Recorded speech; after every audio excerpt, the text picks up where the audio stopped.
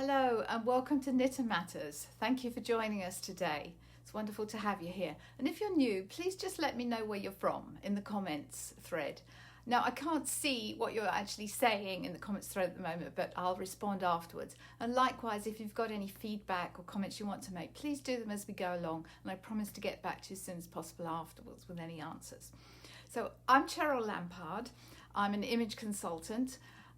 Style Matters International is my company, but two of my passions in life have been sewing and knitting. And knitting in particular is I've found always to be very relaxing and therapeutic and very calming. I think we probably all need some of that at the moment with what's going on in the world. But I used to have a yarn store in Brighton, England called Yommel, and it was my pleasure then to teach people how to knit, and it's my pleasure now to teach you how to knit, albeit in a different medium, through the wonders of modern technology and through Facebook Lives, which is fantastic. All the episodes, including this one, are uploaded to our Knit Matters Facebook page afterwards, and they're also on our YouTube channel, the Knit Matters YouTube channel. You might find it easier if you want to go back and watch previous episodes. You might want to look at that.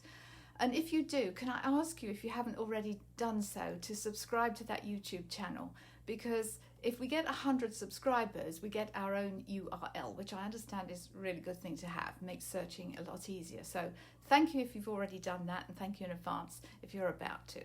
But we just want to make it easier for you to find previous episodes. Okay, and we're also on Instagram, so that's another way that you can follow us. So let's move the camera around and dive into what we're here for. So let me take my glasses off. This week, this episode, and it's episode 12 of Knit and Matters, which is amazing. It's all about finishing our sampler Afghan. And 3 weeks ago, we started on this project to make a Afghan. And it's called a sampler Afghan because all the blocks, the squares, are different. Well, there's 6 different designs. The pattern is by Mary Maxim, and they've kindly offered it to us as a free download. I have already published the link in previous weeks, but I can do so again afterwards if you'd like a downloaded copy of it. And the yarn that I've used is their Woodlands Yarn, which is a really nice mixture of acrylic and alpaca. And you want something. The beauty of that yarn, it's got a really nice loft to it. I've really enjoyed knitting with it. And you can put it in the washing machine, which I think with an Afghan, you do want to do that. If you're going to get snuggled up with an Afghan, it's very easy to spill coffee and cocoa on it. If you're looking for the yarn, it's this one, Woodlands. Okay. I'll publish a link to that as well afterwards. Anyway, just to recap, I did this little diagram of how this Afghan was made, and if just bear with me if you stuck with us from the first of the weeks that we did this. But the way the Afghan is done, it's done in 6 different strips, each of 7 panels, 7 blocks. They're knitted one after the other, and then you join them vertically afterwards. So you've actually got 42 blocks in all, and there's 6 different designs. And then it's finished off with a knitted border. Now, I chose to do mine in squares, basically because to knit a whole Afghan and then show you how to put it together was going to be troublesome in a limited space and showing you on camera. So I just did 4 blocks, but the principle is the same. And I'm going to show you how to sew it up and to finish it. Now, I think this has come out really nicely, my 4 blocks. So you might want to just spot the deliberate or not so deliberate error. In my effort to knit up lots of different squares and demonstration squares as well, that I'm going to show you in a minute, I wanted light colours so that you will be able to see. And so I was planning the colours and knitting lots of squares, and then I realised, I've got 2 designs next to each other that are the same. And I've done the same here. Whereas I should have done another one in that colour here, and done these 2 colours in the same design. Really doesn't matter for our purposes, but it is something that you'll want to consider if you're knitting it in squares rather than in strips. And if you're in any doubt, just follow the strips but do them in squares. So follow the different designs, but do them in that order, but do them in squares, and then choose your colours as you go. But it does help you afterwards if you're plotting it out. But so that's a lesson to have some preparation there. Anyway, the important thing is I'm going to flip this over because I want to show you how I've sewn this up. We're going to start with sewing up the horizontals. Obviously, if you have knitted strips for your Afghans, you've already got those there's going to be no horizontal seams for you. You're going to only worry about the verticals. But I want to show you how we do this because you might find it useful for other projects as well. So we're going to do the horizontals, and then we're going to do the verticals, and then we're going to show you, then I'm going to show you how to knit that border. I chose to weave my ends in afterwards because I really want nice clear seam edges. If I weave in first and then I'm stitching them up, I might be catching in woven in ends, and it's not giving me a nice firm seam.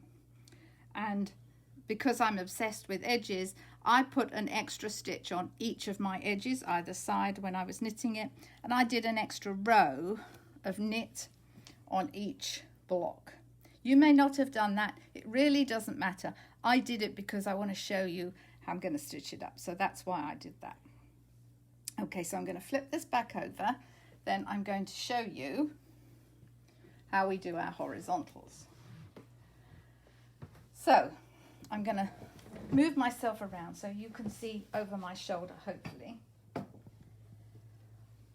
When you're sewing up, whether it's a garment or squares like this, it's always easier to sew up with the right sides facing you. Now that seems a bit counterintuitive because if you're sewing fabric, you're usually sewing right sides together.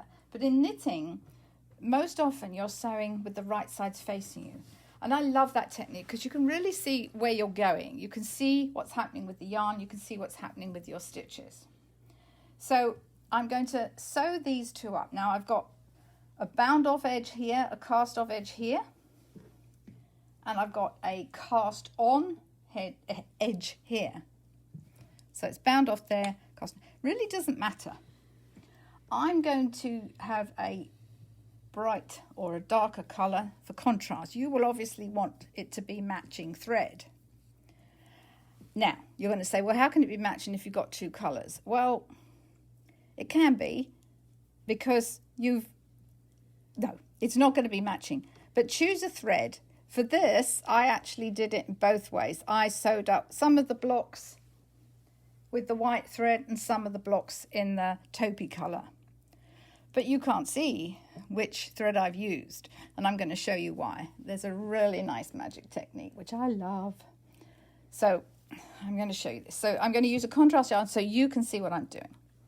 So the first thing I'm going to do, because I've done that extra knit row, in your pattern, if you're knitting it in strips, when you change colours, you'll have knitted 2 rows of knit. So I sort of replicated that in my blocks, just so I would be able to show you what to do. So to start off with, I'm just going to put my yarn here. You'll need a yarn needle. That's this big needle here. Yarn needle, could be a darning needle. This one has got a little curved end on it, which I particularly like because you can get in between the stitches. But don't worry if you only have a straight one like this one. That's absolutely fine too. So you can have a curvy end to it or just a straight one. The important thing, it needs to be a yarn needle because it needs to have a big eye so that you can get the yarn in. Okay, so I'm starting there with that, and I'm going to then look here. I'm sort of going to separate that cast on edge, and I'm just going to go here. This is just my first stitch. Okay, I'm not going to worry. Then I'm sort of going to go back in here. I'm going to look for these 2 legs almost between this cast off row and my row of knit. Okay, I'm not going to make a knot here. I don't like knots in my knitting, but if you find that easier to handle, just do a very loose knot. Okay, so I'm going to go back between those rows. I'm going to actually go and pick these 2 here, these two legs, if you will. Now, of course, if you were doing this in a matching thread, it's going to look much better, but you really don't have to worry because I'm going to show you what happens in a minute. Now I'm going to go and I'm going to back into the hole that I came out of. Two legs. Okay, and I'm not pulling that up tight at the moment. I'm leaving it quite loose. So I'm going to go back where my yarn came out. I'm going to find those two legs. It's sort of as the stitch goes like that. Again, back into where I was, where I came out, two legs again. And this time the legs are sort of going like that. So going upwards, they're kind of going like that. And then this way, they're coming down like that.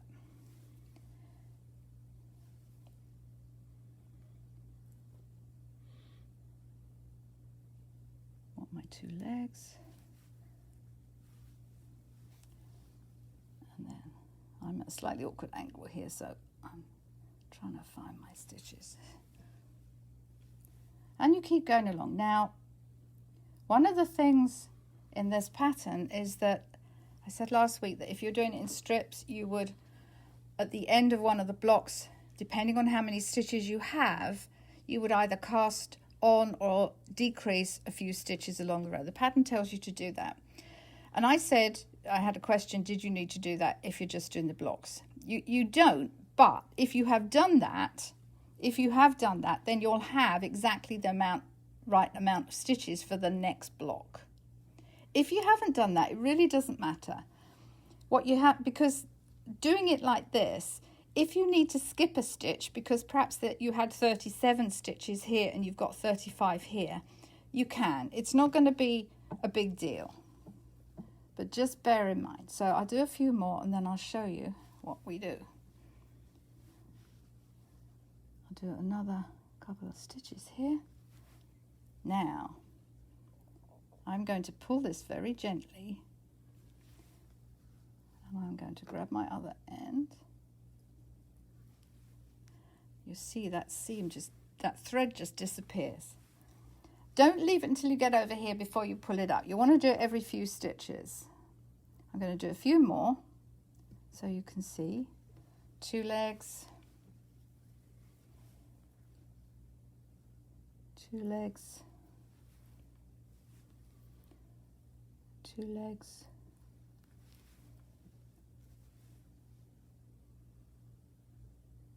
Two legs. And then just pull it up gently. Do you see how that seam just closes up? So if you're doing it with the matching thread, you're not going to see it at all. You can't even see it even though I've done it with the contrast. And that's what it looks like on the reverse. Okay? I think it's just such an easy seam and it really is magic. It's nice and firm. It's not going to go anywhere. So you would carry on obviously across your horizontal. If you find it easier to turn it this way round, then do whatever works for you. I'll turn it so the camera has it. So if you've whichever way you find it easier to sew, do, but that's what you're doing. Okay, so that's the horizontal seams. Let me show you now how we're going to do our verticals. Get that out of the way. So again, we've got a cast on edge and you've got a cast on bottom and that's not like cast on. Bottom and top edge is cast off. Okay, so here you're going to do a very similar thing. I'm going to use a different colour thread this time again so you can see it. I'm just going to go in. I need to go further up, otherwise the camera can't see. I'm just going to go in here. Now again, I've chosen to leave my ends on for the reason that I said I don't want these woven in before I sew it because I need this clear edge to sew into. And what you do here, it's sort of a figure of 8. You can just do a nice loose knot again, but I like this sort of figure of 8. And then I come up again. Okay. However you want to fasten that. I'm doing it that way. Get that end out of the way. Okay. Again, you could do a loose knot if you wish. I'm looking now, again, because I've done my edge stitch. I'm looking, I don't want to go too far over. I'm using this edge purely for my sewing up. So here I'm going to go in and I'm going to take 2 of these ladders. If you separate, I can show you better on this one actually. If you separate here from my edge stitch to my first knit stitch, you can see there's 2 kind of, every row you're going to get 2 sort of ladders. If you don't have an edge stitch, it doesn't matter. You're still going to see those ladders in between. That's what we're looking for, those rungs, if you will. And this is called a mattress stitch. And it's very much the same principle we've just done. So I'm going to go into the hole that I came out of.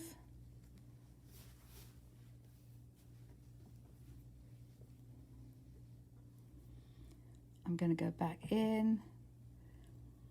Now this is where you might find, depending on which patterns you're sewing up next to each other, you might find, although we went into every stitch when we sewed horizontally, you might find that you need to skip a row depending how stretchy the pattern is.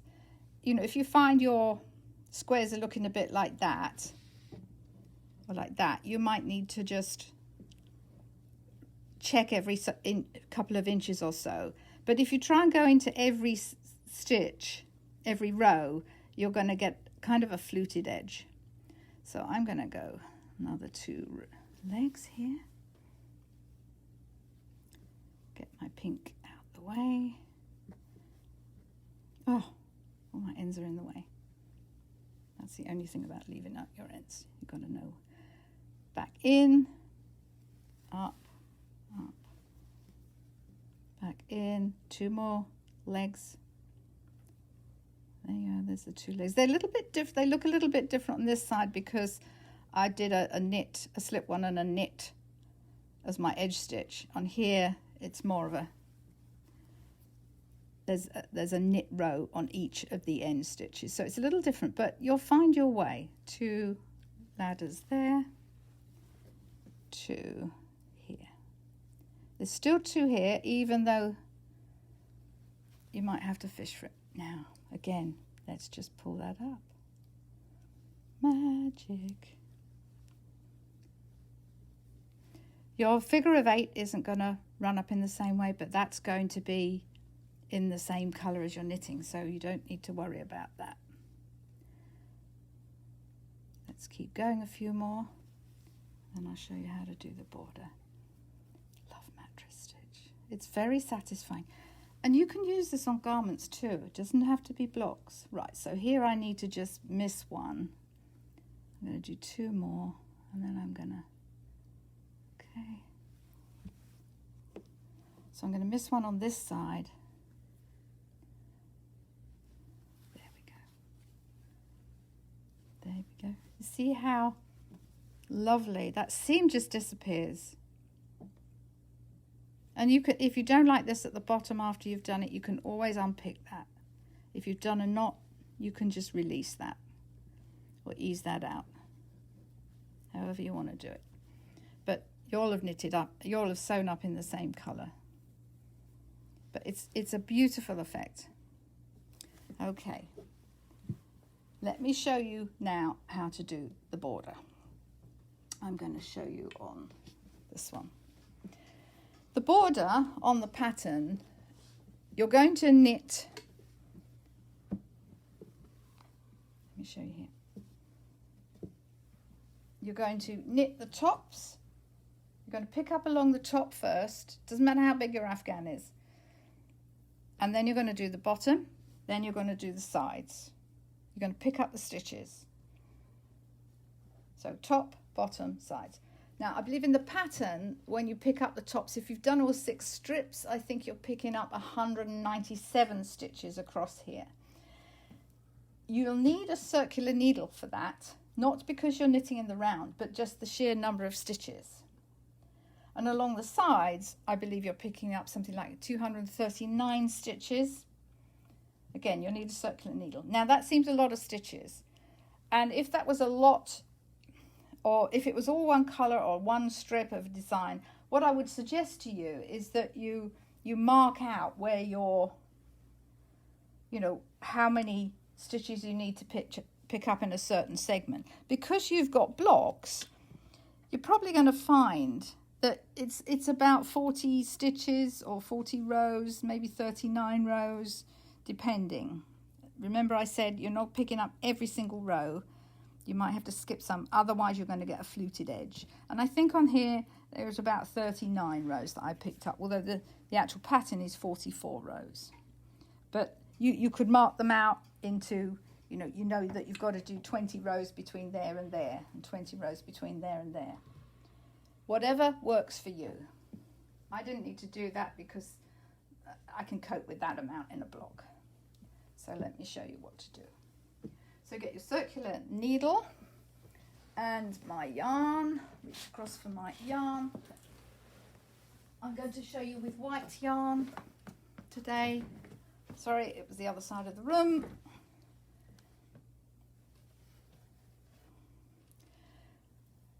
Sometimes it's easier to use a size smaller when you're picking up, particularly if it's a very fine piece of knitting in terms of very thin, narrow weight yarn, a lace weight yarn. Sometimes you want an even finer needle.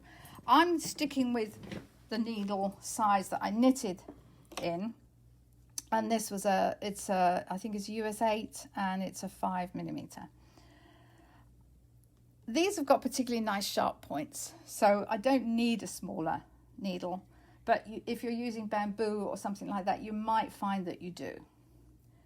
So we're going to go, doesn't matter if it's the cast on or the cast off edge. What we need to look for, we're going through both legs of that stitch. Okay.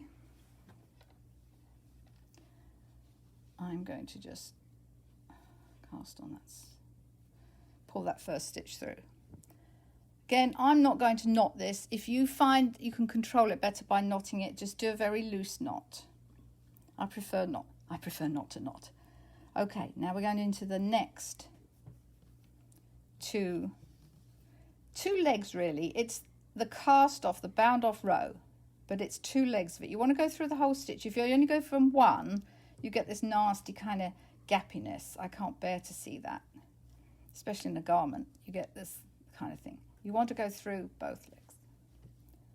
Again. And you're going to pick up exactly the amount of stitches that are on that cast off or cast on edge. Okay. Again, you might be doing it in a contrast yarn actually, as I did. I'm just doing it to show you.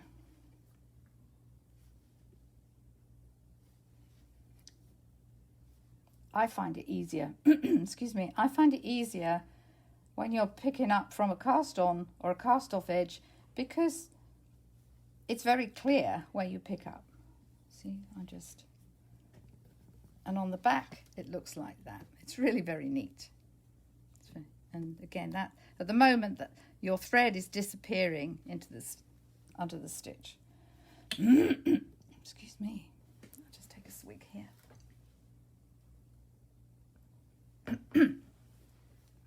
So,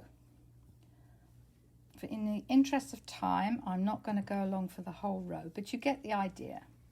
Now the pattern says that you then do 7 rows of seed stitch.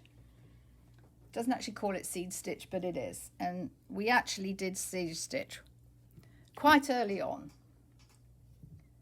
And it's basically knit 1, purl 1 on one row, and then on the row coming back, you purl the knits and knit the purls. And I'll show you quickly. So this is going to be my picked up row of stitches. This is my first row of knitting. Obviously you won't be doing it halfway through the row as I am here, but the principle is the same. I'm going to knit 1, purl 1, knit one, purl one. And take time with the finishing. My grandmother and mother were prolific knitters, and especially my grandmother. She used to turn out some beautiful knitted garments, but her sewing up wasn't as beautiful as the knitting. And I think, you know, that's okay, that she only really knew one way to do that. But there are so many different ways, and I think it's really important. When I had Yomo, my store, my knitters all had very specific instructions on how to do the sewing up. And if they were great knitters but didn't know how to sew up, then I would teach them how to do it. Because to me, it's like a chef cooking with bad ingredients. You're not going to get the result that you want. You spent all that time knitting, and now the sewing up has spoilt it. So I've turned around now. My second row, there's a knit stitch there waiting to be knitted. But I'm going to purl into my knit stitch, and I'm going to knit into my purls. This is seed stitch. It actually gives a really nice edge. I like it on that border very much. So you would do the tops, you'd do 7 rows of this, and then you would cast off, and you're going to bind off or cast off in pattern. So knit one, purl one, and cast off, knit one, purl one, cast off, stitch, okay, and so on and so on. So that's how you pick up your stitches there, and you can see just how nice and clean that is. It's beautiful. And on the reverse, again, it's almost as good on the reverse. I think it's so beautiful. And that's a nice thing with an Afghan. Just remember that when it comes to your mattress stitch up the vertical seams, you don't necessarily have to go into every row. You're probably going to skip one here and there. But you want to match any patterns that coincide, and you certainly want to make sure your block finishes exactly in the right place. But that's the beauty of seeing what you're doing. When you're sewing up on the right side, you can really see and you can make adjustments. And what's the worst thing that can happen is that you may have to unpick a few stitches and then redo it. But take your time. It's a lovely process. And just think about where we started 3 weeks ago, and then you finish and you've got your Afghan or cushion cover, whatever it is. That's a lot of work that you've done in 3 weeks. So when you've done, you can weave in all the edges, you can weave in all the extra yarns. You might find as you go along that you can actually sort of knit them in as you go, but leave them till the end, weave them in. I've woven this dark in here, and again, you don't see it. On the right side, you won't see it. So that's a lot this week, but I hope if there's anything that's not clear, drop me a line, leave it in a comment spot. I'm here to help, and it's my pleasure to help you. So I hope you found knitting your Afghan project enjoyable, and I hope you found the finishing just as enjoyable. It's a very therapeutic thing. You take your time over it, and the worst that can happen is you just have to unpick a few stitches and go back over it. But enjoy the sewing up. Enjoy that as much as the knitting. So I'll leave you to carry on with your finishing up and knitting your borders, and I look forward to seeing you again next Tuesday at 12. Have a great week. Stay well, stay safe, keep calm, and keep knitting.